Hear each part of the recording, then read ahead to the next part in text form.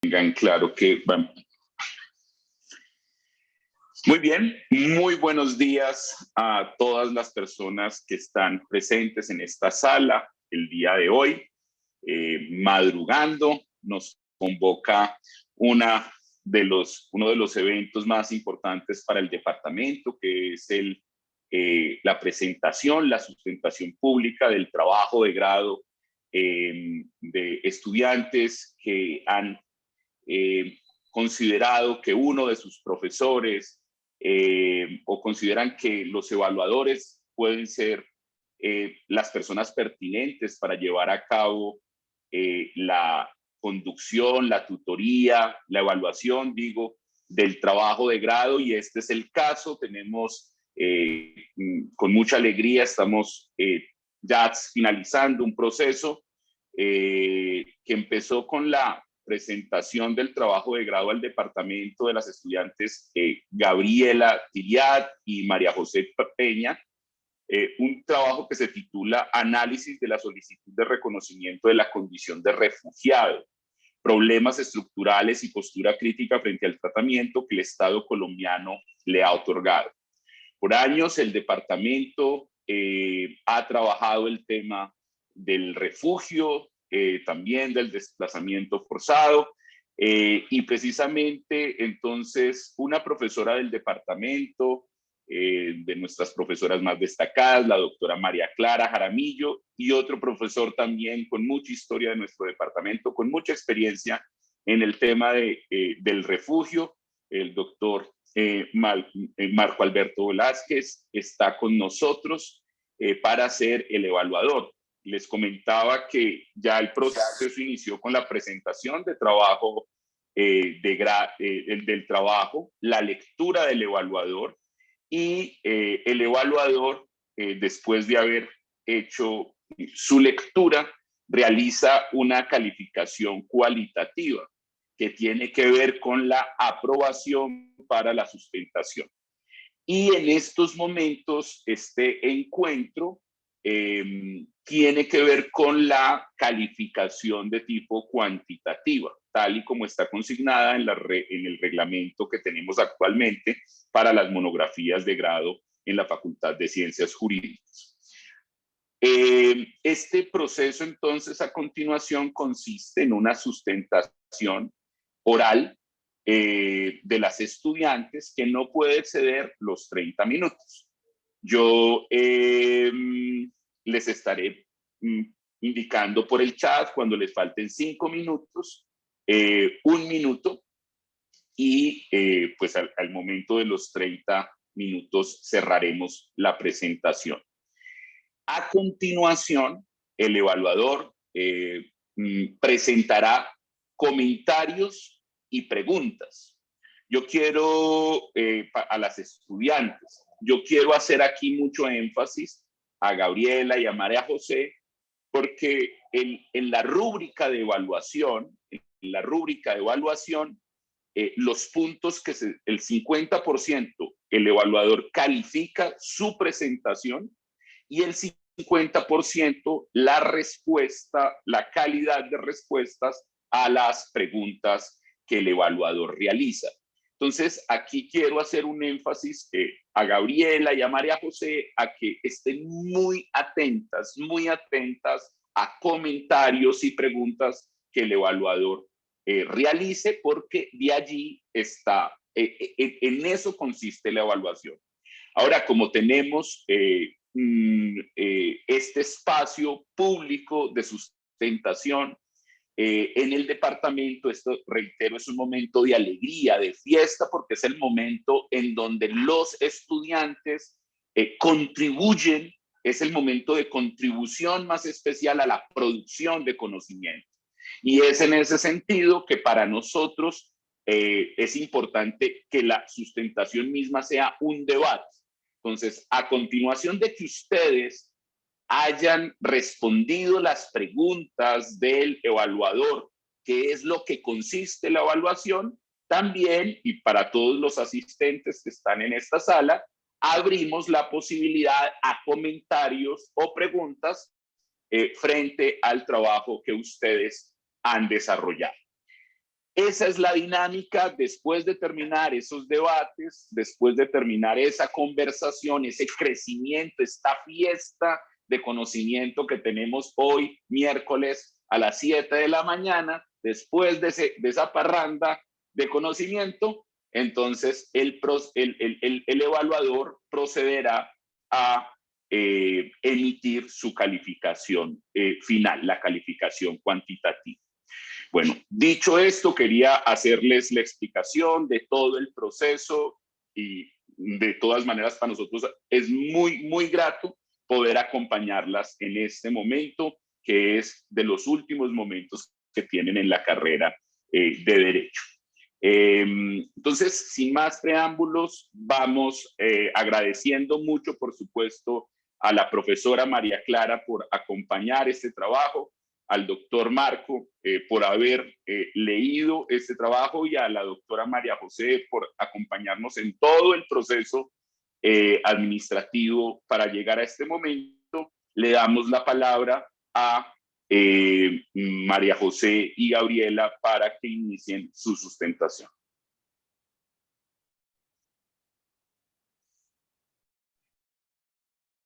Bueno, perfecto. Solo para efectos de confirmación, ¿se puede visualizar bien la presentación en pantalla? Así es, María José.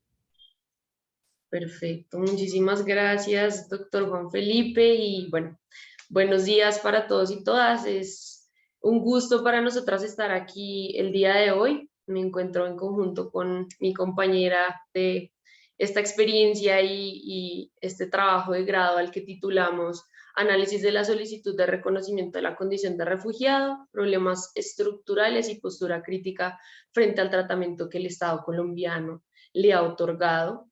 Estamos Gabriela del Pilar Tiriat Pedraza y yo, y contamos con la maravillosa dirección de la doctora María Clara Jaramillo. Entonces, pues sin más preámbulo, vamos a iniciar.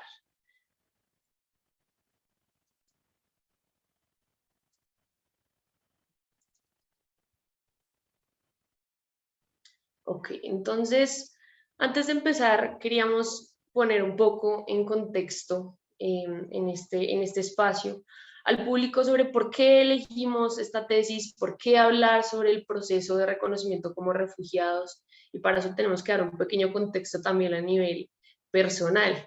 En primer lugar, quisiéramos contarles que con Gabriela desde el 2019 emprendimos un camino para vincularnos a un programa especializado y totalmente novedoso del consultorio jurídico de atención legal a población migrante.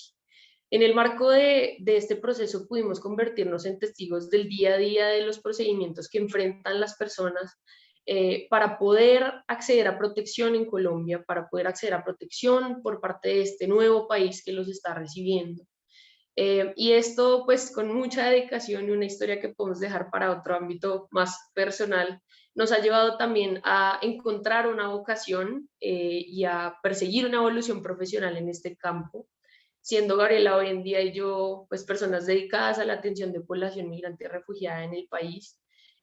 Ambas nos encontramos en territorio. Gabriela se encuentra trabajando en Arauca y yo me encuentro trabajando en el departamento del Cauca, precisamente acompañando a estudiantes que dentro de sus consultorios jurídicos, al igual que lo hicimos nosotras, están asistiendo a personas y las están apoyando a acceder a este tipo de procedimientos. Entonces, en el marco de esta experiencia muy personal es que hemos decidido partir para plantear un trabajo de investigación académico, pero con una perspectiva, digamos, ética que parte desde esa experiencia del ser humano y de la persona que directamente tiene que enfrentarse a estas dificultades todos los días, que han sido pues los usuarios del consultorio jurídico.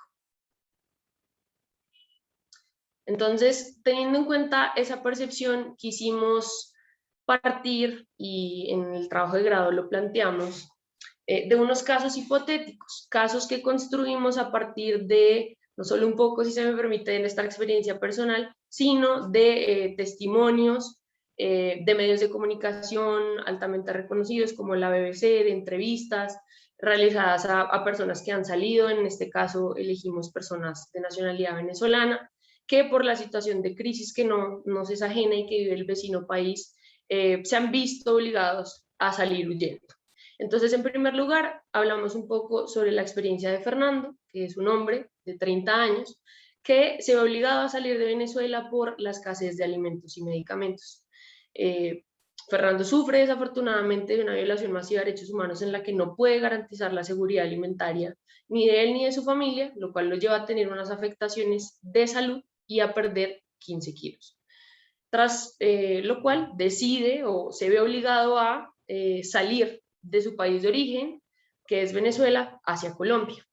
Como segundo caso hipotético, planteamos la situación de Wendy, quien fue miembro activo de las Fuerzas Armadas Bolivarianas de Venezuela hasta 2019, cuando tomó la decisión de desertar porque venía siendo objeto de algunas medidas disciplinarias por parte de sus superiores, debido a que se habían negado a cumplir órdenes que consideraba pues, altamente represivas y violentas en el marco de su trabajo, que era actuar como fuerza represora en el marco del legítimo derecho a la protesta social en Venezuela.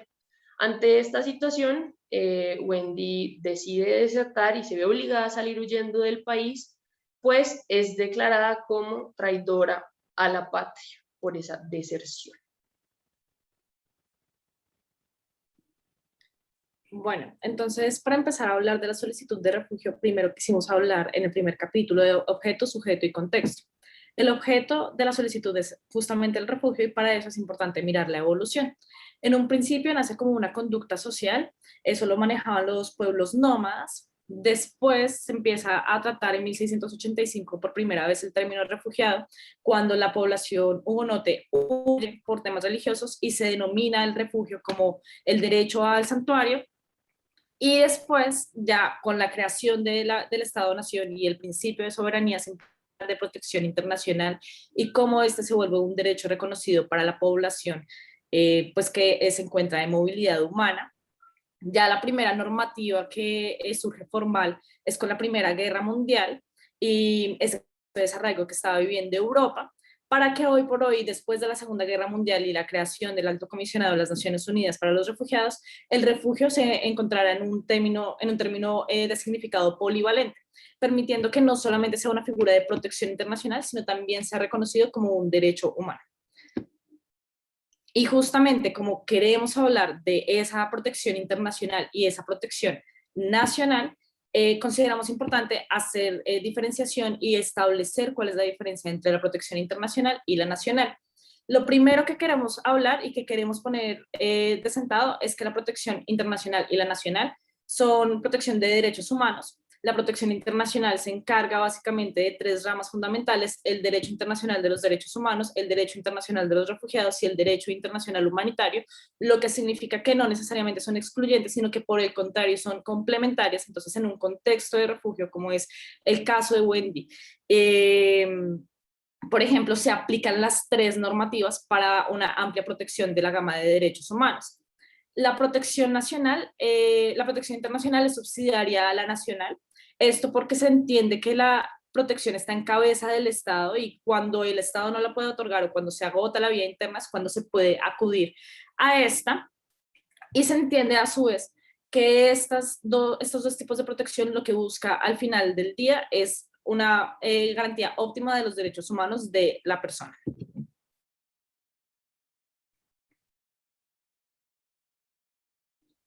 Ahora bien, y teniendo en cuenta ya el objeto, que es el refugio, es muy importante también hablar de los sujetos y estos entendidos como las figuras asociativas y las figuras que se pueden confundir con el refugio. Entonces, lo primero que nos gustaría comentar son las medidas de protección complementaria y las medidas de protección temporal.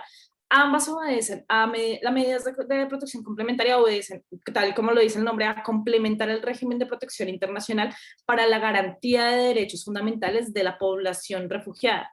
¿Esto qué significa? Que no puede entenderse como una protección ajena o distinta a las medidas de protección internacional, sino que por el contrario son figuras que amplían la gama de derechos. Un ejemplo de estas es, por ejemplo, cuando el Estado decide otorgar dentro del trámite de la solicitud de refugio una medida especial para la protección de derechos. Ahora las medidas de protección temporal o acuerdos de estancia, como se reconocen a nivel internacional, son medidas que lo que buscan es, mediante un término temporal, a una población en específico, otorgarle una protección determinada, más no significa que por esta se va a entrar a sustituir a la protección internacional. En el caso colombiano existe actualmente el Estatuto Temporal de Protección para Migrantes Venezolanos, el cual pues más adelante mi compañera María José va a explicar pues en qué consiste, pero se espera que sea una medida de protección temporal. No sustituyen a la protección internacional, no sustituyen al refugio, sino que amplían el margen de protección. Ahora, con el asilo, acá se ha diferenciado y que ha existido una tradición dualista de hablar sobre el asilo y sobre el refugio. Sin embargo, el asilo y el refugio hoy por hoy deben ser tratados como iguales. Anteriormente se entendía el asilo como un tema meramente político y el refugio, pues las otras condiciones que habla la Convención del Estatuto de los Refugiados, raza, persecución por raza, por vulneración de derechos, bueno, entre otras.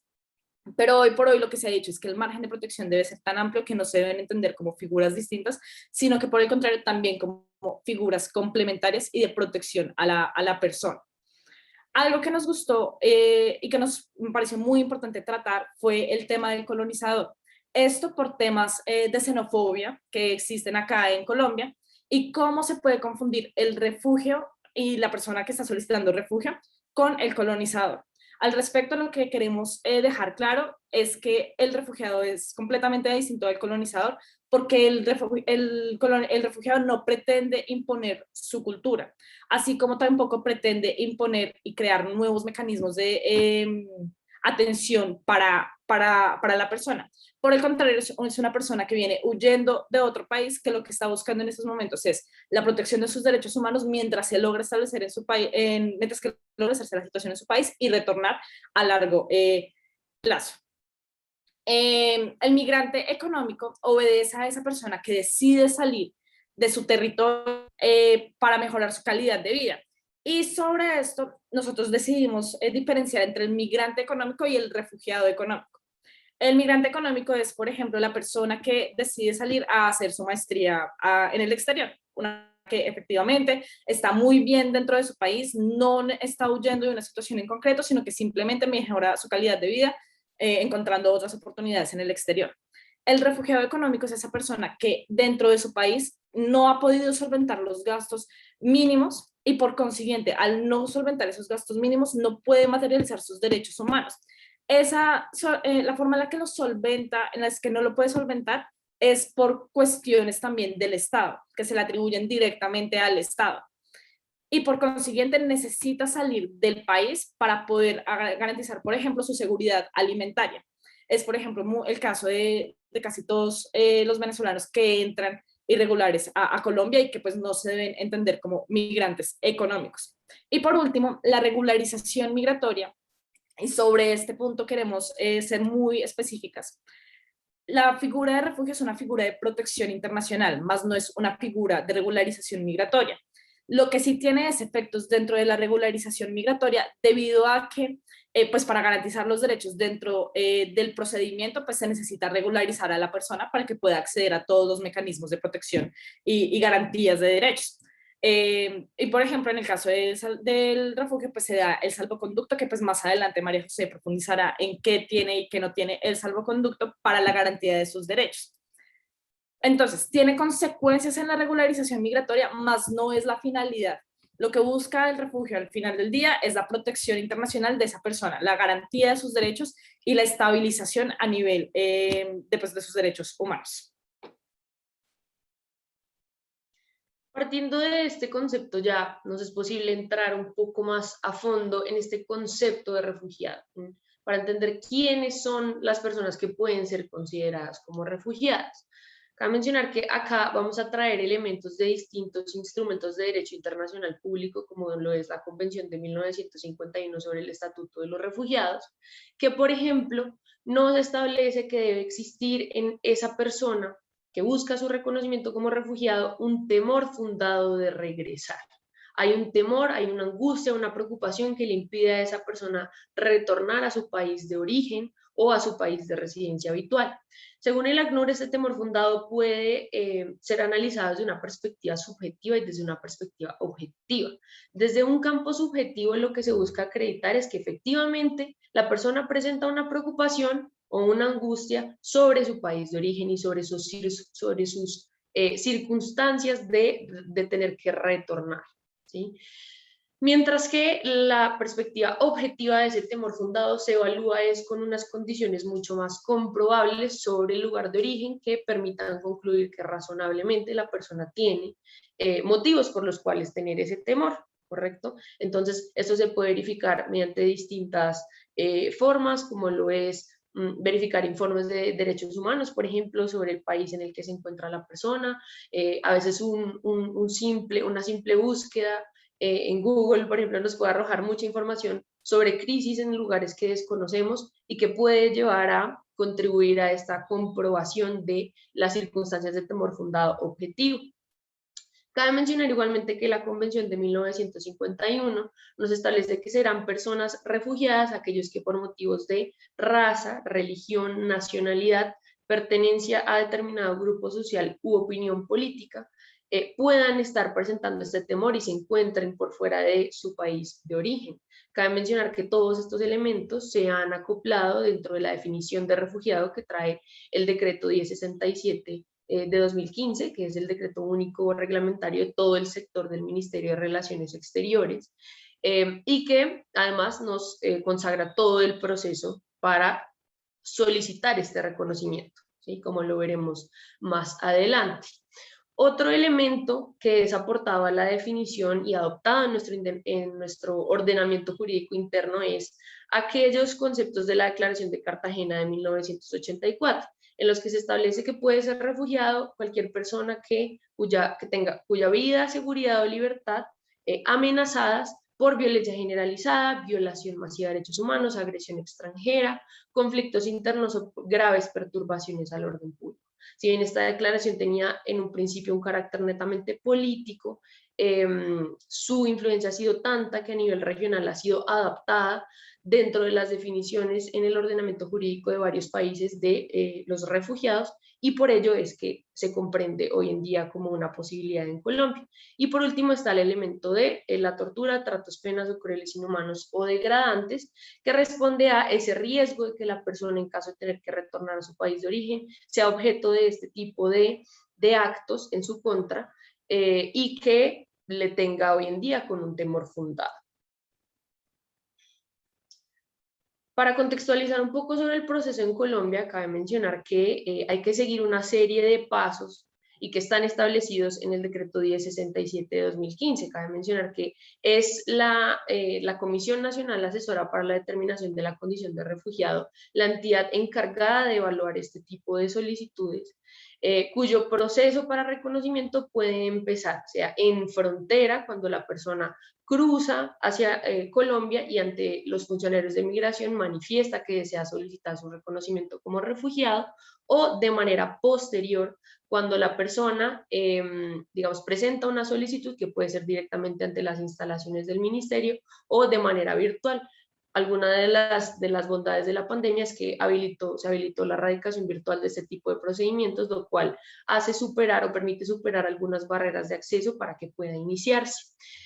Cabe mencionar que pues, esta solicitud debe cumplir con una serie de requisitos, se deben mencionar explícitamente los hechos en los que la persona sustenta su solicitud, incluyendo esta mención al temor fundado, que va a ser un elemento clave a mencionar, incluyendo con los datos de contacto, entre otros elementos.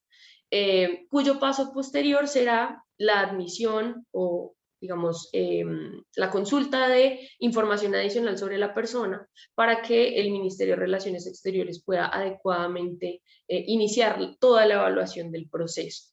Con la admisión de esa solicitud, se autoriza la expedición de un salvoconducto SC2 que la persona debe reclamar directamente ante Migración Colombia. Ese salvoconducto, digamos que no cumple con estas características de un documento de identificación como que sea tipo carnet, como lo podría ser la cédula de ciudadanía de nosotros, por ejemplo, sino que es simplemente una hoja de papel en la que se anuncia que la persona está iniciando un proceso de reconocimiento como refugiado, lo cual pues implica varias barreras de acceso a derechos en la práctica, porque no es reconocida como documento para muchos trámites al interior del país. Sin embargo, la normativa sí ha consagrado que se debe dar una prevalencia para que los refugiados o los solicitantes de reconocimiento puedan afiliarse adecuadamente al sistema de salud por el régimen subsidiado, lo cual pues termina siendo positivo, pero sin duda insuficiente para generar una verdadera protección y una estabilidad a las personas en el territorio. Cabe mencionar que este salvoconducto debe ser renovado cada 180 días y se renueva automáticamente hasta que se da una respuesta final a la solicitud que ha presentado la persona. En el entretanto, lo que se hace es que la CONARE, o la Comisión Asesora del Ministerio de Relaciones Exteriores, genera un expediente en el cual se van a reportar todos los avances que haya en el marco del proceso. El paso natural que seguiría sería la citación a una entrevista personal en la que el funcionario puede directamente consultar y comprobar algunas de las circunstancias que se narran en la solicitud. Posterior a lo cual va un estudio del caso muy minucioso por parte de todos los funcionarios de la comisión, quienes emiten finalmente una recomendación hacia el viceministro de Asuntos Multilaterales, que finalmente emite la decisión de si se reconoce o no a la persona como refugiada. Este reconocimiento puede dar lugar a la expedición de una visa, que será estampada en un documento de viaje que incluso puede llegar a ser otorgado por el Ministerio de Relaciones Exteriores en caso de que la persona no cuente con un pasaporte y que en caso de que la decisión no lleve a un reconocimiento como refugiado, se podrá, digamos, impugnar de cierta manera mediante un recurso de reposición.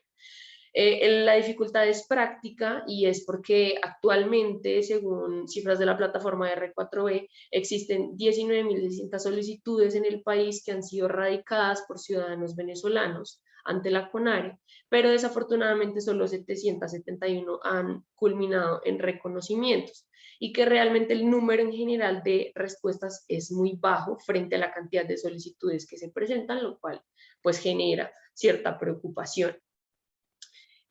Vamos a hacer una mención pequeña al Estatuto Temporal de Protección, también poniéndolo en contexto con lo que decía mi compañera Gabriela, pues es una medida que se ha anunciado en particular para solucionar la situación de movilidad humana que se presenta con los ciudadanos de nacionalidad venezolana. Como ustedes podrán haber escuchado, en febrero de este año el presidente Iván Duque anunció la creación de un Estatuto Temporal de Protección para migrantes venezolanos en conjunto con el ACNUR, el cual lo que busca es, digamos, beneficiar a la población venezolana que se encuentra acá en el territorio para registrarla, hacer una caracterización socioeconómica de esa población, entender cómo está, qué necesidades tiene y posteriormente expedirle un permiso por protección temporal. ¿Cuál es el detalle? Que en el caso, por ejemplo, de Fernando y Wendy, ¿sí? Volviendo a los casos hipotéticos, ellos lo único que tendrían que hacer es o lo primero que tendrían que hacer es hacerse parte de este registro único de migrantes venezolanos. El detalle está en si ellos pueden acceder al permiso por protección temporal como una protección complementaria a su proceso de reconocimiento como refugiados. Pero en vista de que este estatuto ha sido consagrado como una medida de protección apenas temporal y no complementaria, volviendo a los conceptos que anunciaba mi compañera Gabriela, lo que dice el decreto 216 de 2021, que es el que ha reglamentado este estatuto, es que para que los solicitantes de reconocimiento de la condición de refugiado puedan acceder a este beneficio del permiso, deben desistir voluntariamente, dice la norma, de su proceso como refugiados.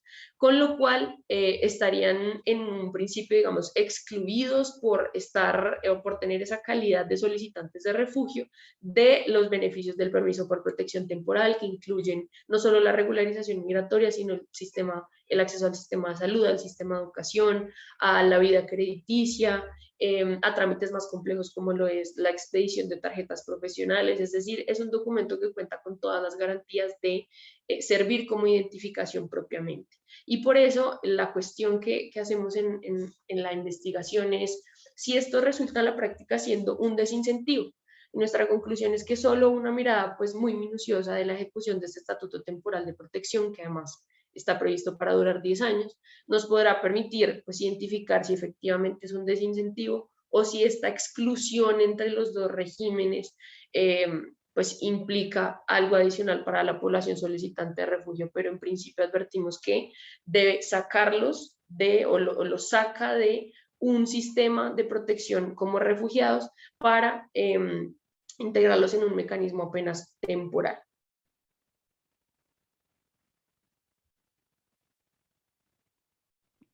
Bueno, entonces justamente de esa preocupación y de múltiples pronunciamientos también de la CONARE en los que ha expresado que una solicitud de refugio se demora en ser resuelta entre 3 a 5 años para el solicitante, nosotros decidimos preguntarnos, bueno, ¿cuál es el tratamiento que se le debe brindar a la solicitud de reconocimiento de la condición de refugiada?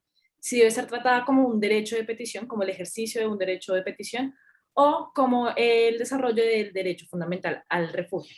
A lo cual nosotras decidimos realizar 3 alternativas. Una que elabora cómo es que sería el derecho fundamental al refugio, la segunda en la que elaboraría cómo sería el derecho fundamental a la petición, de petición, y por último, la alternativa y la tercera alternativa y la ruta de atención que nosotras diseñamos en función a todos los conceptos que habíamos recogido de la monografía, así como también de estas 2 alternativas.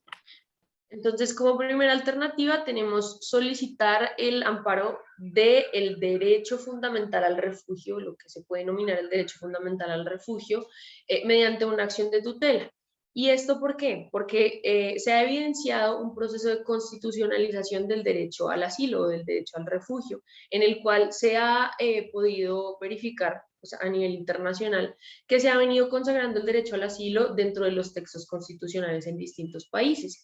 Esto dentro de Colombia, además, se ha podido manifestar mediante jurisprudencia de la Corte Constitucional, en la que se protege el trámite mediante el derecho fundamental al debido proceso. Es decir, cualquier solicitante de la condición de reconocimiento de la condición de refugiado puede solicitar que se amparen sus garantías como derecho fundamental en el marco de este proceso, pero por ser un trámite administrativo que debe cumplir con todas las garantías del debido proceso. No implica que ese derecho fundamental sea el reconocimiento como tal de la condición de refugiado, sino ese acceso al procedimiento. Y durante el trabajo de investigación hemos podido verificar que tampoco existe ninguna problemática en cuanto a la legitimación por activa para presentar este tipo de acción, pues contrario a lo que se cree, aunque suene un poco paradójico, digamos, por los procesos de xenofobia se ha podido verificar que hay una creencia de que los ciudadanos, por ejemplo, de nacionalidad venezolana, están como en una segunda categoría y que no pueden acceder a sus derechos en Colombia. Y realmente cualquier ciudadano extranjero puede presentar una acción de tutela mediante la consagración de no solo el mecanismo como tal constitucionalmente, sino de la protección que se les da mediante el artículo 100 de la Constitución, en el que todos los extranjeros tienen los mismos derechos que los nacionales, con algunas limitaciones legales. La segunda alternativa obedece a la naturaleza jurídica del decreto que regula la solicitud de refugio, el cual es el 1067. Este es un decreto reglamentario mixto que tiene tanto funciones sustanciales como procedimentales. Dentro de las funciones sustanciales se encuentra el fundamento de la normativa, que es justamente la Convención del Estatuto de los Refugiados y la Declaración de Cartagena de 1984. No obstante, para los temas procedimentales no existe normativa alguna, por lo cual hay un vacío dentro de la normativa, lo que nosotros decidimos llenarlo con el derecho fundamental de petición. ¿Esto por qué? Porque tanto el núcleo esencial de la petición como la solicitud de refugio, primero, al activarse ante una autoridad, pues como es la CONARE, permite el ejercicio también de una respuesta clara de fondo, del debido proceso y de otras garantías que también el derecho fundamental de petición pues se supone que abarca para la protección de los derechos y que también aplican a la solicitud de refugio pues dependiendo de los estándares internacionales que ya existen, pues que están en la Corte, en la Comisión Interamericana.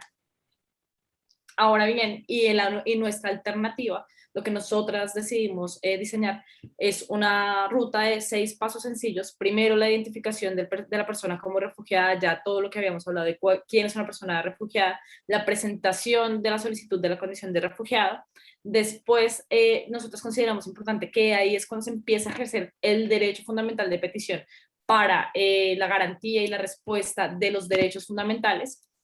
más adelante la identificación de las necesidades jurídicas de esas personas, porque no todos los solicitantes de refugio son iguales y tienen unas necesidades jurídicas distintas, a lo cual, y en caso de que haya una vulneración extrema de derechos humanos y que de derechos fundamentales, pueda acceder a la tutela como un mecanismo para la garantía de sus derechos y para la resolución pronta de su solicitud y de su situación actual.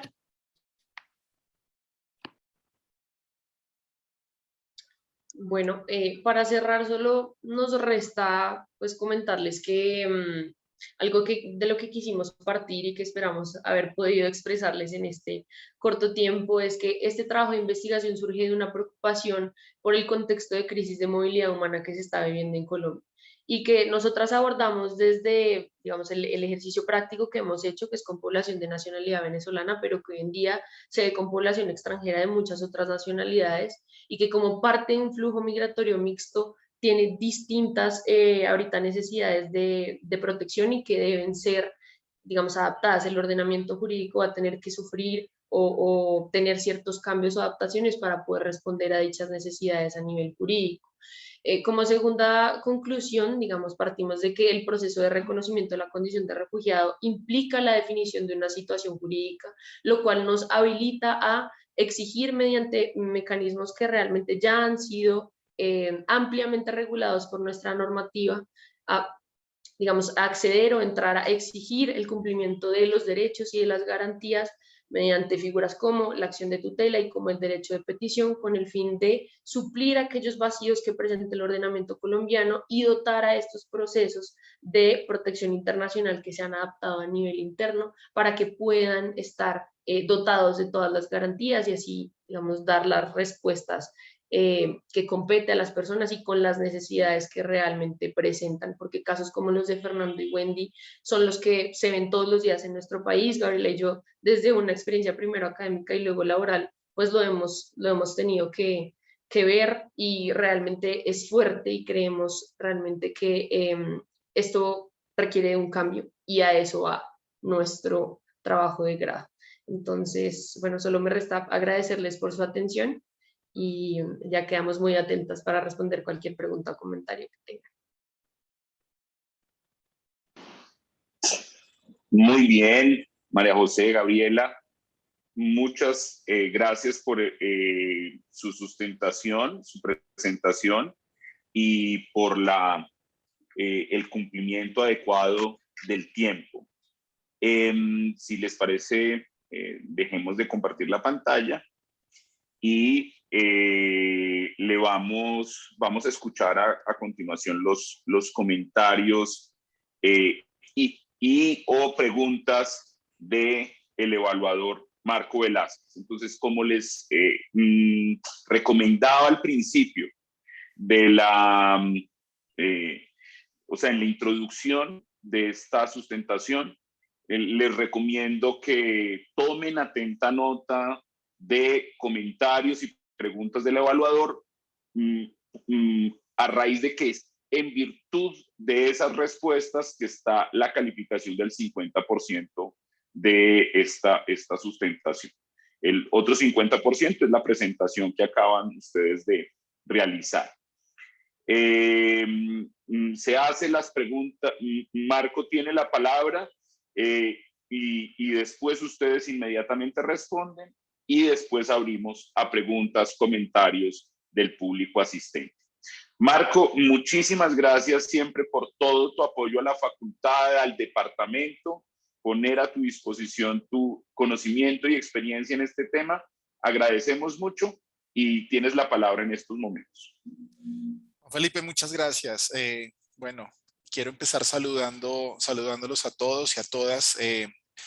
Coincido con Juan Felipe que estos son momentos de fiesta, de celebración de los procesos de las y los estudiantes. Además, porque estoy seguro que, bueno, obviamente no sabía yo a quién estaba evaluando, pero pues me doy cuenta que Gabriela está acá y Gabriela fue alumna mía. Creo que María José no. Pero pues me alegra mucho este proceso. Además que incluso leyendo el trabajo encontré algunos guiños de literatura que se utilizaron en clase, entonces pues eso me puso muy contento porque el trabajo de grado tiene pues algunos enfoques que en la clase que yo tengo el honor de dictar en el contexto del departamento pues están. Entonces eso me alegró mucho. Saludar a María Clara y agradecerle también pues por esa dirección a las estudiantes, porque se nota tu impronta, y por supuesto a María José por el apoyo a esto. Bueno, pues para mí es muy importante estar, digamos, asumiendo este rol en un trabajo de grado sobre este tema por distintas razones. Primero, ya lo han dicho las estudiantes, es una situación coyuntural muy difícil que viven los y las migrantes venezolanos en el marco de un fenómeno estructural como es pues el de la movilidad humana y todos los problemas que hay alrededor y que surgen con ocasión de las, digamos, dificultades que la movilidad humana sufre en un mundo en el que, si bien pues está globalizado para algunas cosas, por el otro lado cierra fronteras y no quiere reconocer derechos. Y eso es un tema que desde la pertinencia pues es muy importante y lo celebro. Y espero pues que ojalá sigan produciéndose reflexiones de este tipo pues en otros procesos tanto de docencia como de investigación de los estudiantes. Habiendo dicho eso, pues tengo una serie de comentarios y preguntas particulares respecto del texto que quisiera que los desarrolláramos como una discusión. Realmente tengo curiosidades más que indagaciones sobre los contenidos, porque pues tuve la posibilidad de leer el trabajo y entonces entiendo el enfoque. Sin perjuicio de lo anterior, pues hay algunas cosas que quisiera puntualizar y probablemente son una serie de temas primero técnico-jurídicos que quisiera que ustedes me ayudaran a aclarar, que de pronto no sentí que estuvieron tan claros hasta el momento. No porque ustedes no los tengan claros, sino para que la audiencia también los tenga mucho más claros. Bueno, el primer punto es tratar o preguntarles por qué, más allá de haber mencionado al colonizador y haberlo querido diferenciar del refugiado, ¿por qué fue para ustedes relevante hablar de un fenómeno, llamémoslo socioeconómico, como es el del colonizador, y generar como un contraste con una categoría jurídica como lo es el del refugio o el refugiado, el solicitante de asilo? Me genera curiosidad, digamos, ¿por qué sintieron que tenían que hacer esa distinción que yo no sentí tan necesaria? Pero de pronto sí hay una necesidad y entonces pues la aclaramos. El segundo punto es la, la, mencionar la existencia del refugiado económico. Para mí eso no es claro, porque tanto la definición de refugiado de la Convención como la definición ampliada de la Declaración de Cartagena, de la definición, donde está la definición ampliada, digamos que tienen unos elementos que parecieran indicar, o que para mí es difícil ver, dónde la idea del refugio económico aparece. O por lo menos me gustaría que elaboraran un poco más esa idea para tenerla más clara. Porque digamos que en el ámbito de los temores, por un lado, yo sé que ustedes hablando de un temor objetivo y subjetivo, pero ¿qué en ese ámbito y por qué en el ámbito de unos elementos particulares en virtud de los cuales se puede generar ese temor, ubicamos a esa categoría de refugio económico? Y de otro lado, si a nivel internacional el concepto de migrante económico ha evolucionado en el ámbito de la protección, porque eso es algo que está ocurriendo, pues ¿para qué tener que hablar de un refugio económico y no simplemente limitarlo a unas circunstancias muy particulares, ¿cierto?, por efectos de claridad en materia técnico-jurídica? O sea, insisto, por ahora solamente me estoy refiriendo a temas técnicos. Ahora, ya dejando eso de un lado y yendo pues a otros ámbitos del trabajo de grado, tengo dos preguntas muy puntuales. No quisiera tampoco expandirlo más. Lo primero es, de verdad, genuina curiosidad, cómo se les ocurrió decidir, digamos, metodológicamente utilizar la idea de los casos hipotéticos. Me parece muy interesante como metodología de investigación. ¿Por qué? ¿Cómo? ¿Cierto? Sobre todo porque el caso, digamos, el caso hipotético muchas veces surge cuando no hay casos que mostrar, o por lo menos hablo de mi propia experiencia. Discúlpenme hablar de mí mismo, pero por eso viene la pregunta. Durante el desarrollo de mi tesis doctoral yo estaba esperando que saliera la primera demanda arbitral de arbitraje internacional contra Colombia y estuve esperando 4 años. Y en algún momento mi director de tesis me dijo, no, pues invéntese un caso. Trate de tomar elementos de la realidad colombiana y recree un caso para mostrar lo que puede pasar, ¿cierto? En este caso, pues sí que hay situaciones. Entonces, ¿por qué escogieron el caso hipotético? ¿O por qué escogieron estos casos tipo? No sé, me parece muy interesante desde lo metodológico explorar eso. Y lo segundo, ¿por qué, digamos, por qué sugerir, ustedes sugieren como unas alternativas para resolver el problema técnico-jurídico relacionado y que es fundamental, que para mí es como el corazón del trabajo, el problema, digamos, fundamental, y es que el estatuto temporal, bueno, el estatuto es temporal, para la población venezolana, ¿cierto? Y que se debe desistir expresamente de la protección internacional que otorga la figura del refugio. Eso es un problema fundamental, pero lo que ustedes sugieren es que esto se trate a través de derechos de petición o acciones de tutela. Me pregunto si ese es el camino, digamos, y si no, ¿por qué no pensaron ustedes más en que de pronto hay un problema de inconstitucionalidad? Y por qué a través de estos medios, que yo no sé hasta qué punto pueden ser útiles para resolver un problema que está, digamos, que afincado en una disposición legal que está pidiendo una renuncia expresa a un estatuto de protección distinto, que es permanente, que es el del refugio. Esas son mis preguntas y mis comentarios, entonces pues súper atento a escucharlas.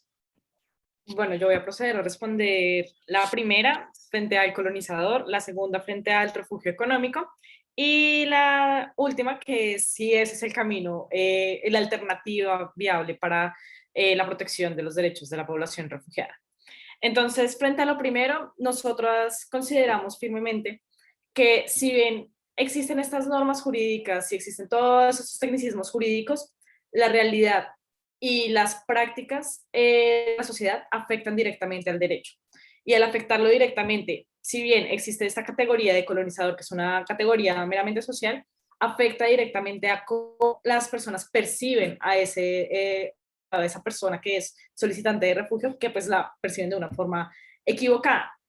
Lo que nosotros queríamos realizar, y nosotros nos inspiramos en el colonizador por los discursos que hemos escuchado tanto de la administración, por ejemplo, es para nadie es un secreto los discursos de Claudia López, que a veces suelen ser un poco xenófobos, así como, digamos, en el departamento de Arauca también existe un discurso súper xenófobo ante la presencia de los venezolanos, que afectan directamente en la toma de decisiones de las autoridades. ¿Por qué? Porque las autoridades también se empiezan a permear de esas noticias, empiezan a visibilizarlo y empiezan a creerlo también.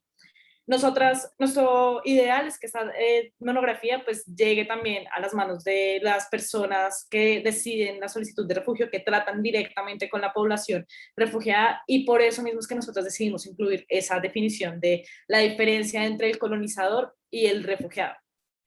Frente al refugiado económico, es un término relativamente nuevo que se desarrolló en la doctrina europea, ahorita no recuerdo bien el país, y justamente trata de cómo los colombianos llegaban a Europa por situaciones de no garantía de un mínimo vital. Nosotros lo diferenciamos directamente con los migrantes económicos porque para nosotras el refugiado económico es esa persona que sale de su país obligada por las situaciones del país y la economía del país. Entonces, en el caso venezolano, muchos de los usuarios que nosotros atendemos día a día son personas que salen del país porque no pueden garantizar una libra de arroz, porque la comida de ellos era mensual, era arroz con papa, ni siquiera proteína, ¿sí? Y esto por la crisis económica que el mismo país vive.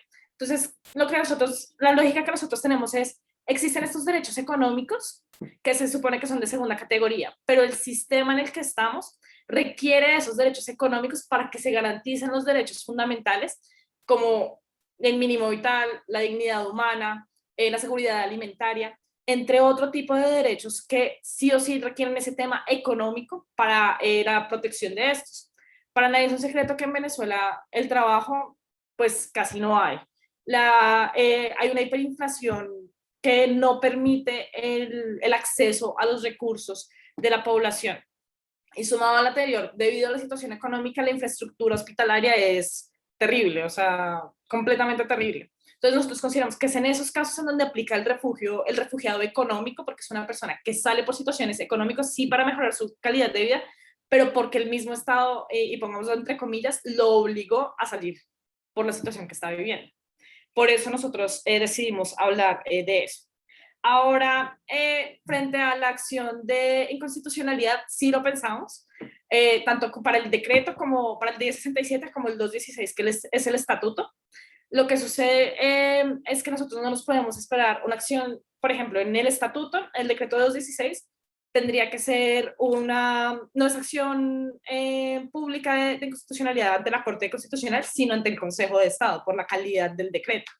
Y eso significa un trámite mínimo 2-3 años también. Y lo que nosotros necesitamos es una respuesta inmediata para nuestros usuarios. Lo mismo en el decreto 1067. De hecho, el decreto 1067 ahorita tiene una demanda de inconstitucionalidad y pues todavía, o sea, fue presentada en el 2018 y todavía no ha sido resuelta.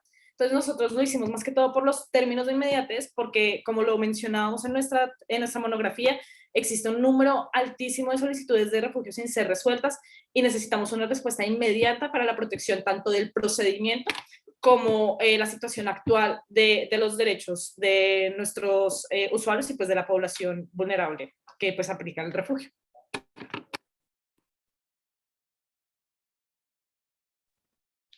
Bueno, entonces yo voy a proceder a responder las preguntas relacionadas con la metodología y con la utilización de los casos hipotéticos. Realmente esto fue un tema que nos debatimos bastante a lo largo de la investigación y el trabajo de grado. Hubo modificaciones en varios momentos, hubo pasos atrás, pasos adelante, pero finalmente el aspecto que nos hizo ya casarnos, por así decirlo, con esta metodología es que nosotras desde el inicio quisimos hacer una apuesta para presentar un trabajo que tuviera un análisis profundamente cualitativo. O sea, temíamos muchísimo quedarnos en un análisis netamente cuantitativo en el que dijéramos, mire, tenemos un análisis de cifras que igual pues en el trabajo creo que se puede apreciar bastante bien y se puede dimensionar un poco cómo está el asunto en cifras, por ejemplo, en cuanto a solicitudes radicadas respecto a respuestas, respecto a reconocimientos concretos.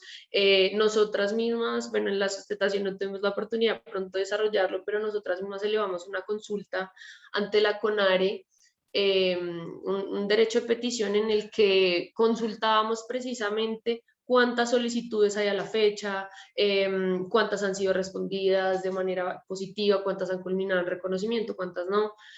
Más allá de que la respuesta fuera un poco limitada o no para nuestra consulta, realmente sí teníamos ese objetivo de abordar un aspecto mucho más cuantitativo, pero temíamos desde una apuesta académica y ética también del ejercicio que hacemos, que nuestro trabajo de grado culminara en simplemente cifras. Y por eso quisimos retornar como a esta perspectiva de desde la persona, desde la persona. ¿Qué es lo que quisimos hacer? Nosotras pues tenemos una serie de casos que hemos acompañado y hemos conocido y en nuestro trabajo seguimos acompañando, pero realmente nos encontramos a veces con situaciones tan complejas que fue difícil que adoptáramos, por ejemplo, el caso de alguna de las personas por simple respeto a su situación personal. O sea, son confidencias que realmente nos han entregado en el marco pues de la asesoría legal y que dijimos, oiga, realmente hay mucho material y muchas maneras de plantear esto diferente. Podemos hacerlo de una manera objetiva. ¿Sí? Podemos hacerlo planteado en recursos externos y más bien también como independizar un poco esa experiencia personal que tampoco queríamos que nublara un poco nuestro juicio, sino que quisimos plantear casos hipotéticos que nos permitieran hacer un ejercicio de sensibilización y que el trabajo estuviera acompañado por una reflexión en la que dijéramos, oiga, están estas personas que están teniendo esta situación, que tienen estos términos de espera, como se dio en la respuesta tanto del Ministerio de Relaciones Exteriores, como pudimos comprobar igual con cifras como la plataforma de R4B, con informes del mismísimo ACNUR, hay unas demoras y quisimos es manifestarlo de esa manera y no quedarnos en un análisis netamente cuantitativo. Marco, no sé si quisieras volver a hacer, o sea, unas réplicas, profundizar en algo, o abrimos a la audiencia en general. No, yo creo que las respuestas ya fueron dadas, entonces abramos la posibilidad de que los demás intervengan. Muchas gracias, Juan Felipe. A ti, Marco. A Gabriela y a María José. Muy bien, entonces este es un momento de que ya la fiesta la iniciaron Gabriela y María José y Marco, y pues quienes están aquí con nosotros lo pueden también compartir, preguntas, comentarios en el chat. Hay un comentario y es que los aportes que se hacen ayudan mucho al sector educativo en básica y media en cuanto a orientaciones para los estudiantes que están llegando a los colegios. Esta aplicación Zoom tiene una mano pues, para levantar, o si quieren pidan también la palabra a través del chat. No sé si hay alguna persona que quisiera hacer un comentario, una pregunta en relación con esta sustentación. Siempre hay unos minuticos, unos segundos mientras la gente se pierde el temor escénico y rompe el hielo. Hay muchos compañeros y compañeras de ustedes en la sala. Bueno, por lo pronto, entonces, me voy a animar yo. A ver, yo quiero hacer dos comentarios y cierro con una pregunta. Mis comentarios es, pues yo quiero felicitarles, María José, Gabriela, por supuesto a María Clara. Quiero felicitarles porque ustedes son, o sea, en estos momentos, nosotros como departamento nos sentimos muy plenos con el trabajo que ustedes están presentando. ¿Por qué? Porque ustedes recogen una agenda de investigación previa que ha tenido el departamento. Ustedes beben de ella, por eso Marco lo señalaba. Nosotros tenemos una agenda de investigación profunda en el tema de refugio desde la fundación del departamento con el trabajo del doctor Roberto Vidal.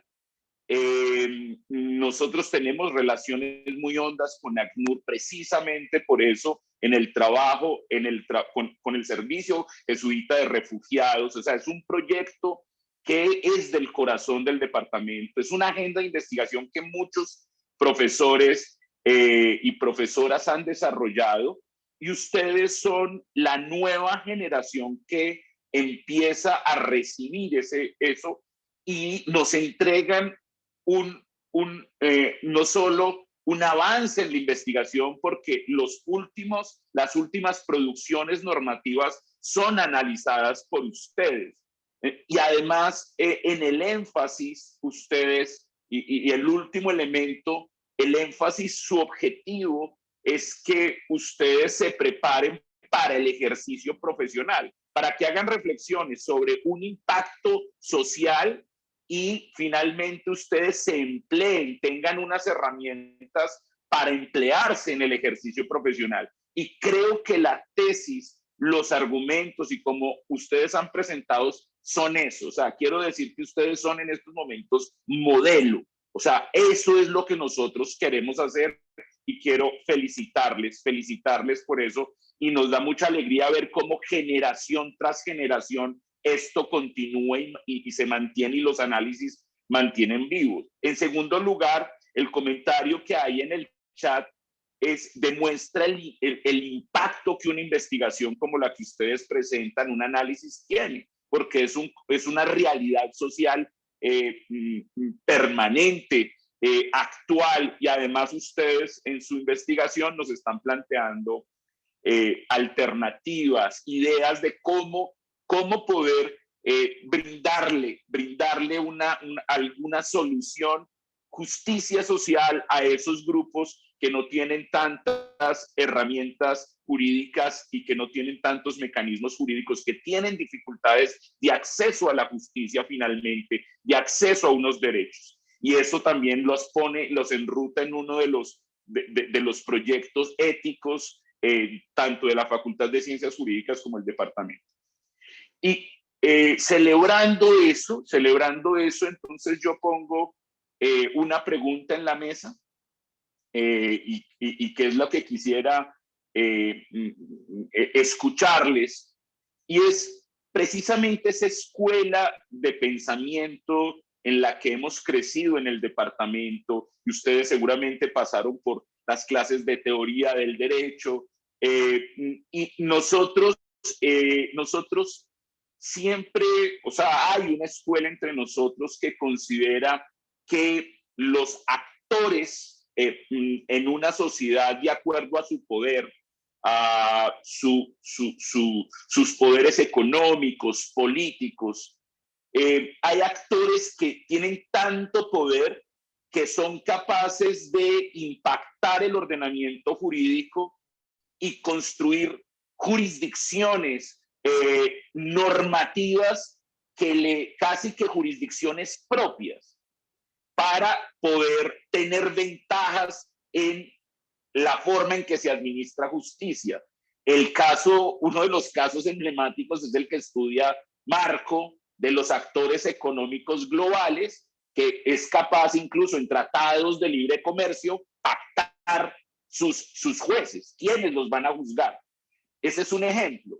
Pero por el otro lado, nosotros también analizamos esta escuela de pensamiento, precisamente mira la contracara de eso, y es que hay unos actores que además que son masivos, o sea, hay mucha masividad y hay una desprotección jurídica alta, y ellos todo lo contrario, cuando como que hay una puerta para acceder a justicia, como el derecho de refugio, y esta es la tesis, y esta es, o sea, la tesis de la que bebemos mucho el trabajo de Roberto Vidal, Derecho Global y Desplazamiento Forzado, y es que el Estado envía o construye normas que son enunciadas como instrumentos para proteger, pero en realidad cuando se hace el análisis y la investigación, pues, y uno tiene el mapa completo de los estatutos de protección, en realidad son estatutos de desprotección. Son estatutos que reducen las condiciones en la protección, las condiciones en la adjudicación de derechos. Y con esto, que es la tesis maestra de Roberto Vidal, de la cual hemos vivido y bebido todos, en relación con cuando en el momento en que se produjo la normativa, en los estatutos de protección de los desplazados, del desplazamiento forzado, ese era el argumento. La pregunta que yo tengo es si eso mismo es lo que ustedes están viendo en el estatuto migratorio que fue expedido y que se anunció y que se enunció como el gran estatuto de protección para el migrante en el contexto colombiano, en el contexto de las crisis políticas y económicas del vecino país venezolano. Esa es la pregunta que quisiera, si ustedes se sienten cómodas con ese marco teórico y ese hallazgo de investigación para el análisis de esta situación. Bueno, pues para responder esa pregunta, de hecho, se me vienen mil y un cosas a la mente, porque esto fue, creo que digamos, la expedición del Estatuto Temporal de Protección, por ejemplo, en febrero de este año, pues fue algo que nos generó una pausa. Y casi que llegamos a a repensar, oiga, debería tomar un rumbo diferente este trabajo de investigación, o sea, porque nos abrió un montón de problemáticas adicionales a las que ya veníamos abordando. Una curiosidad sobre este trabajo es que ya estaba completamente escrito cuando se expidió el estatuto, y realmente pues fue un reto. Y fue un reto porque a nivel jurídico lo que nosotras vemos un poco pues en esa misma narrativa, y es desafortunado decirlo así, es que en últimas hay un efecto de privación o de exclusión de un régimen de protección para otorgar otro.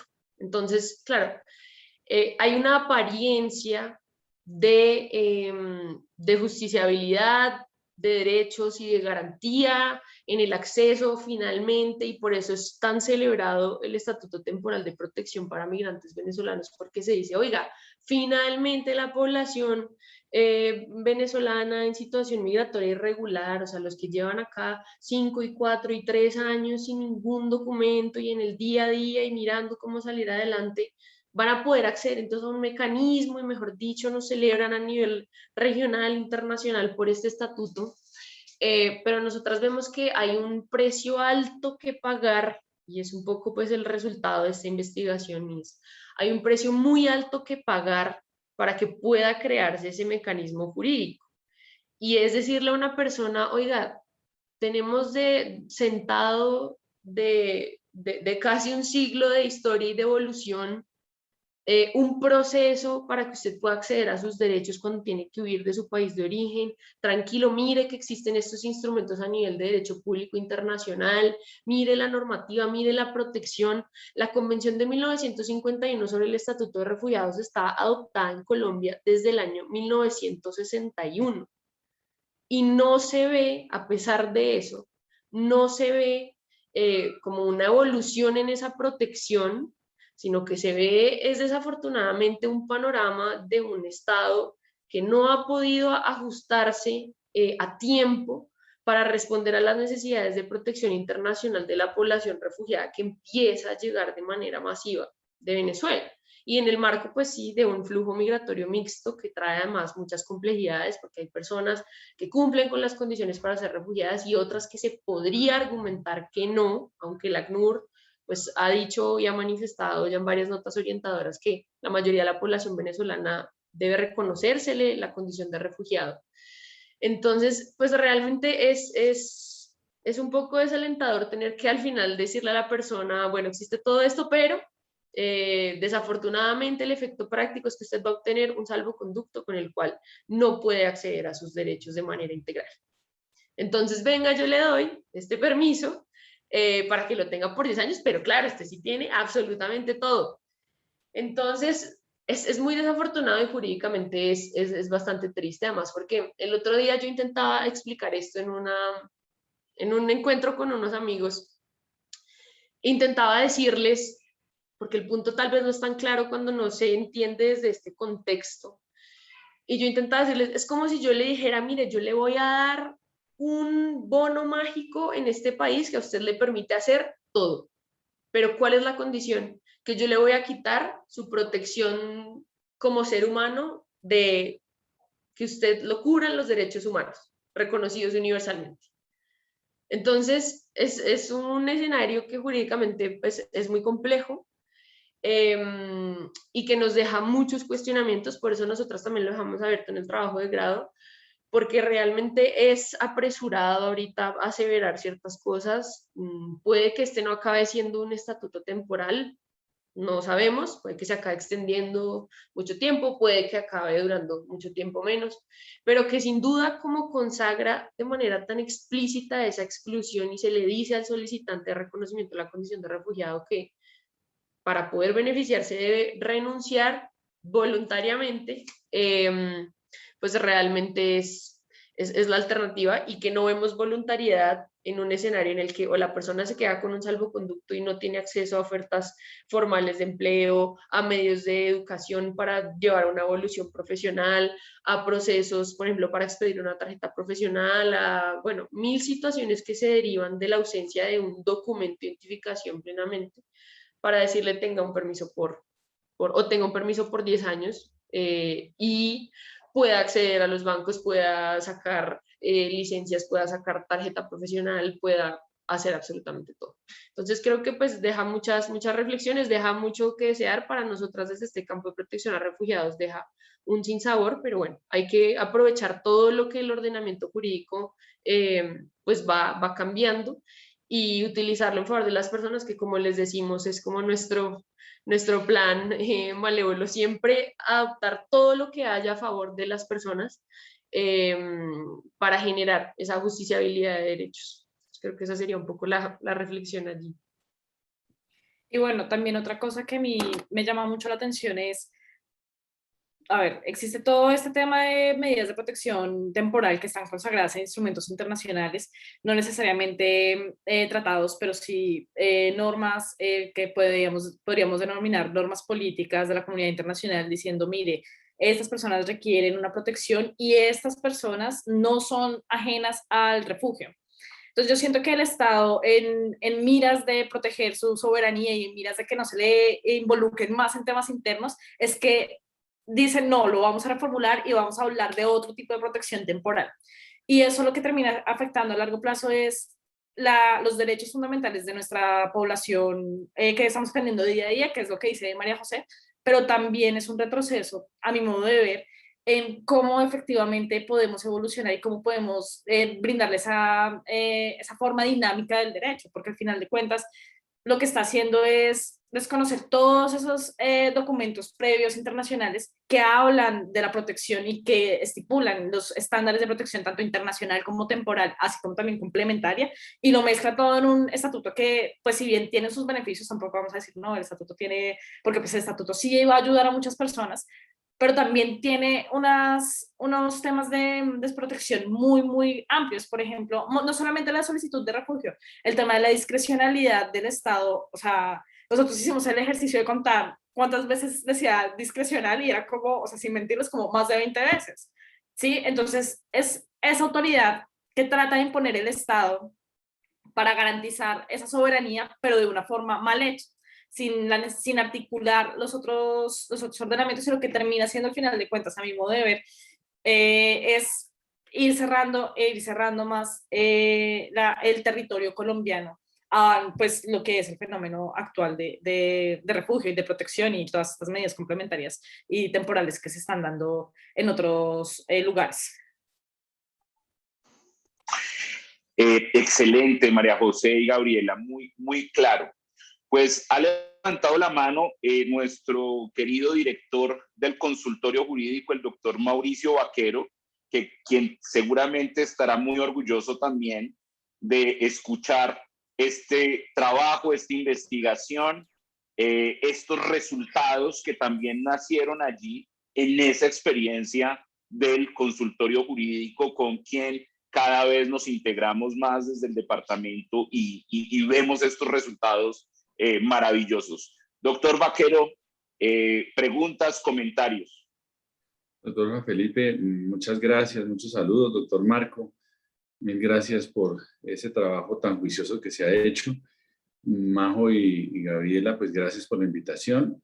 Y usted lo ha dicho, doctor Juan Felipe, estamos muy contentos, estamos de fiesta, no solamente por esta abundancia de saber, sino porque vemos cómo un trabajo de grado recoge la experiencia del consultorio jurídico, y creo que ese es el ideal de cualquier trabajo de grado, que no solo sea desde el punto de vista teórico un aporte al conocimiento, sino que vaya alimentado por lo que aquí las doctoras han vivido y conocido desde su consultorio jurídico. Eso por un lado. Por otro lado, pues se aumenta la dicha de ver cómo dos estudiantes que no se habían graduado están coordinando universidades en Arauca y en Popayán, ¿sí? Con alumnos de probablemente de mucha más edad y que podrían ser padres de las aquí graduandas. No sé si es el grado está cerca o bien el grado, pero quisiera ya anticiparme a eso, porque pues ustedes vienen aquí a presentar un trabajo que no es producto sino de años. Ustedes llevan 2 años en estas lides, entonces para nosotros como universidad es un orgullo que ustedes hayan sido escogidos por nuestros aliados como una opción para que no sean estudiantes de las universidades de origen, sino sean estudiantes foráneos de la capital, de la Universidad Javeriana. No se les olvide, se los he dicho y se los repito y no me cansaré de hacerlo hasta el cansancio, no olviden que ustedes son javerianas y que quedaron con ese impronta y ese sello nuestro que los acompañará toda su vida en el interés y las ganas de servir a los demás, de hacer país, de dejar muy bien el nombre de la universidad. Tengo esta inquietud, doctor Juan Felipe, y es que imagínese usted que estamos con Majo y con Gaby acá, pero desde las organizaciones nos piden más personas especializadas en estos temas de derechos humanos. Y la verdad, pues tenemos que ser francos. Tenemos otro muchacho, Esteban Navi, en la OIM, sí, pero no hay más postulados que puedan entrar ya a ejercer. Así no estén graduados, así no estén graduados. La pregunta es, ¿ustedes qué le dirán a los estudiantes que están aquí presentes y a los que vean esta grabación sobre la opción de seguir un camino por los derechos humanos, como el que ustedes están diciendo desde su punto de vista presente, ¿sí? Futuro, empleabilidad y vocación profesional? Esa era mi pregunta, doctor Juan. Un gran abrazo, doctor Marco, se lo repito, y como siempre, muy a la orden en consultorio jurídico.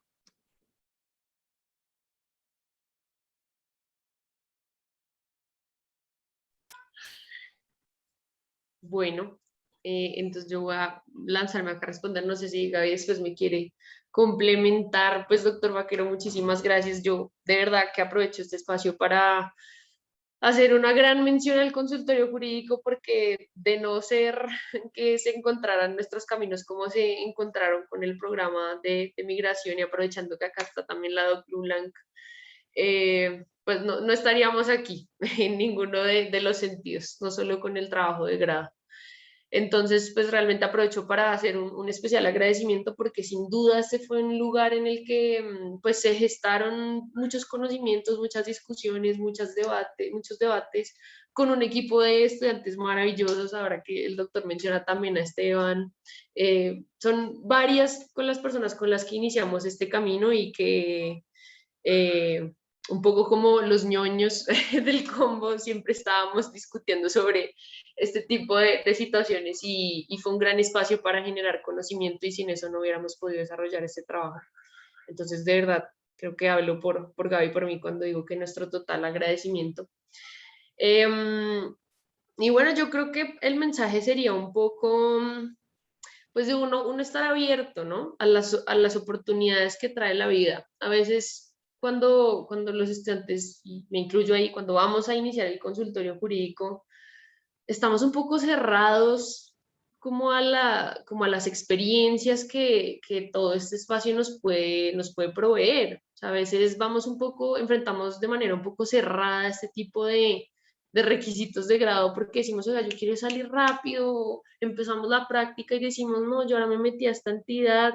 Yo, por ejemplo, que le hice en la fiscalía, yo decía, soy feliz, pero no soy feliz, pero quiero salirme rápido. Entonces, tal vez es como entrar como con la mente abierta, porque uno no sabe esas experiencias que le van a dejar a uno.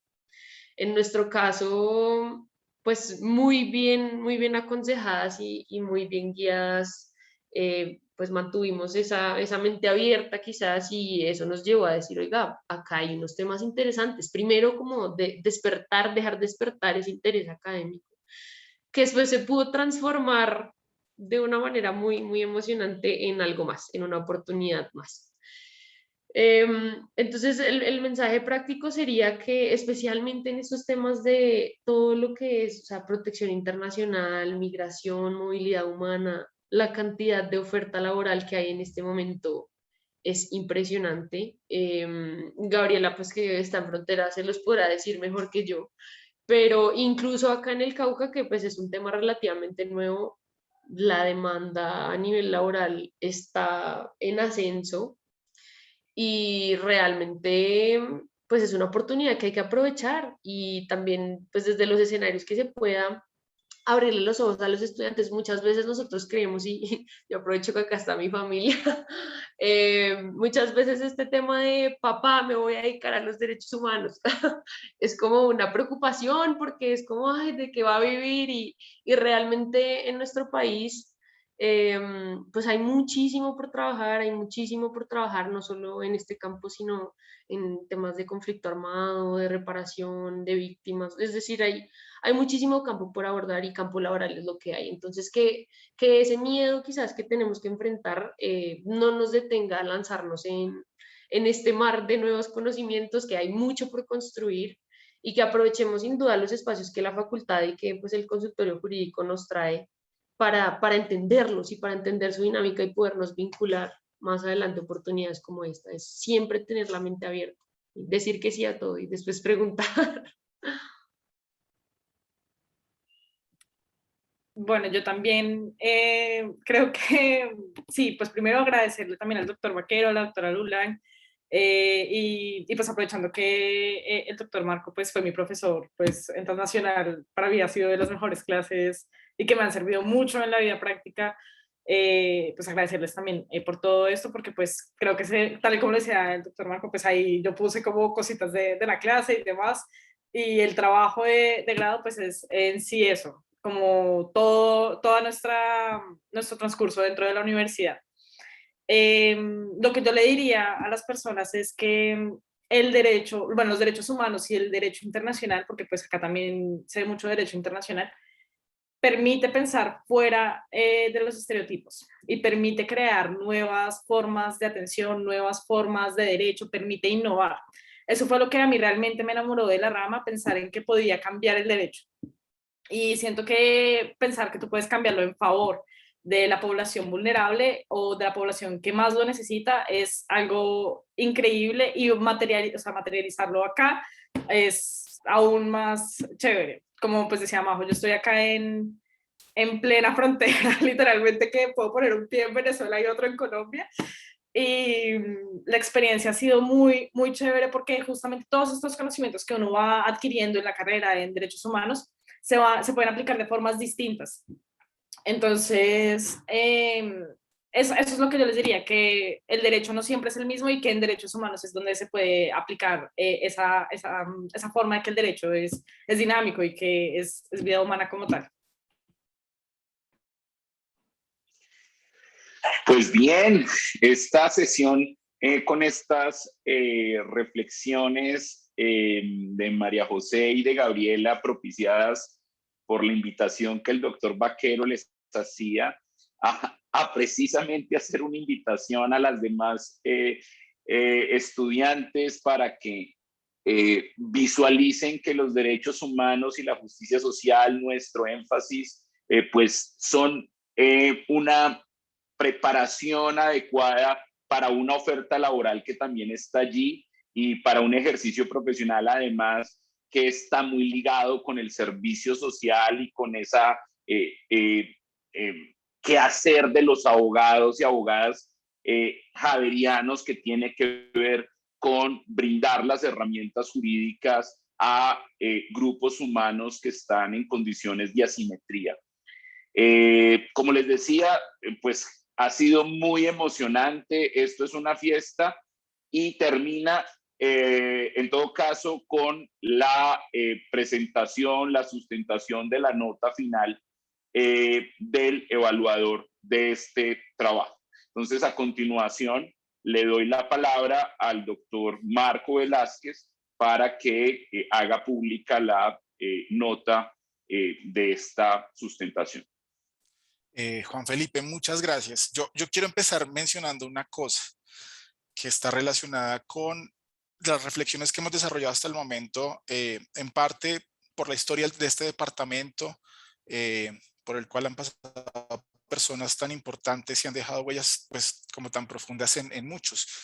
En algún momento tuvimos una reflexión con el doctor Vidal sobre lo que debería ser un abogado hoy en día.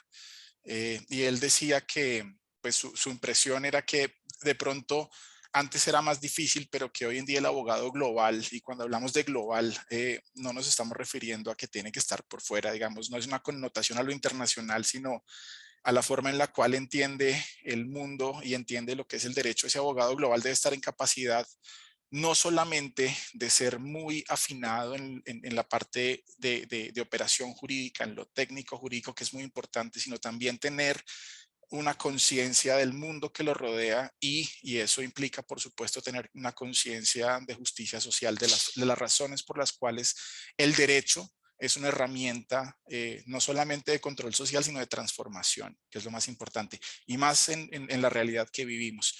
Y habiendo dicho eso, yo pienso que esta tesis es como una tormenta perfecta. ¿Por qué? Y lo digo, digamos, no en un sentido negativo, sino positivo. Porque aquí se alinearon cosas muy interesantes. Un proceso de aproximación a un conocimiento específico de forma juiciosa por parte de María José y de Gabriela. Una historia además muy interesante sobre cómo el consultorio jurídico, y agradezco pues al doctor Vaquero la mención y el trabajo que están haciendo, permite ser un escenario donde ese conocimiento que se adquiere durante la carrera tiene un lugar para poder ser desarrollado en el ámbito de lo práctico y además con un trasfondo que es el de este tipo de trabajo, que es muy importante y que tiene un impacto muy grande, no solamente en las vidas de los estudiantes, sino en el contexto del país. Y finalmente, lo que termina ocurriendo en este momento y es que nuestras estudiantes están en Popayán y en Cúcuta trabajando en estos temas y que entonces sí es una opción, sí es una opción. Y eso es lo más importante. Ustedes dos son la muestra de que esto es posible, que pues la idea del abogado global y como la ilusión que nosotros en el departamento hemos tenido de formar personas no solamente muy hábiles en el ejercicio del derecho, sino socialmente conscientes y conscientes del entorno, pues es posible. Y esto simplemente lo que anima es a pensar que debemos seguir en este camino, debemos seguir cada vez insistiendo más como facultad, cada vez más interconectados, más consistentes en este punto. Y bueno, por mi felicitación absoluta. La nota que ustedes tienen es en la sustentación es 5 y yo quisiera recomendar la mención de este trabajo de grado porque sinceramente pues es una tormenta perfecta que nos emociona mucho. Esto es lo que tendría que decir. Pues qué mejor fin de esta fiesta que esas palabras del evaluador, que no sé qué más quieren en esta mañana de miércoles de 7 a 8:37 de la mañana. Creo que es una de las mejores fiestas a las que yo he asistido en la madrugada. En serio, yo solo quiero agradecerles por un trabajo meritorio, por lo menos en estos momentos el evaluador está haciendo esa solicitud. Quien lo otorga es el Consejo de Facultad, después de presentar la justificación precisamente que haga el evaluador y el Consejo otorgará o no esa mención, pero pues este es el primer paso, que es la solicitud que hace el evaluador. Yo me he enriquecido profundamente, como dice Marco, la delicadeza técnica de la argumentación es ideal. Eso es lo que nosotros queremos formar, abogados absolutamente con una capacidad dogmática y técnica de defender en cualquier tribunal o en cualquier institución los derechos de las personas. Y a su vez una comprensión del contexto, de las herramientas teóricas. Yo empecé sin saber que el doctor Velázquez iba a hacer esa calificación. Yo sentía que ustedes eran un modelo y pues eso es lo que nosotros buscamos. De verdad, muchas felicitaciones a Gabriela, a María José, a la directora de este trabajo, la doctora María Clara, mujeres todas que van a seguir iluminando la historia de la Facultad de Ciencias Jurídicas y del Departamento de Filosofía e Historia del Derecho. De nuevo, un agradecimiento muy especial al doctor Velázquez y a la doctora María José. Y bueno, a celebrar, muchas gracias, y esto será un trabajo de grado que contribuirá al crecimiento del conocimiento de nuestro departamento y de nuestra facultad. Muchas gracias a todas las personas además que asistieron a este encuentro y de esta manera nos despedimos. Muchas gracias. Muchísimas gracias, hasta luego. Que estén muy Feliz bien. día. Bien.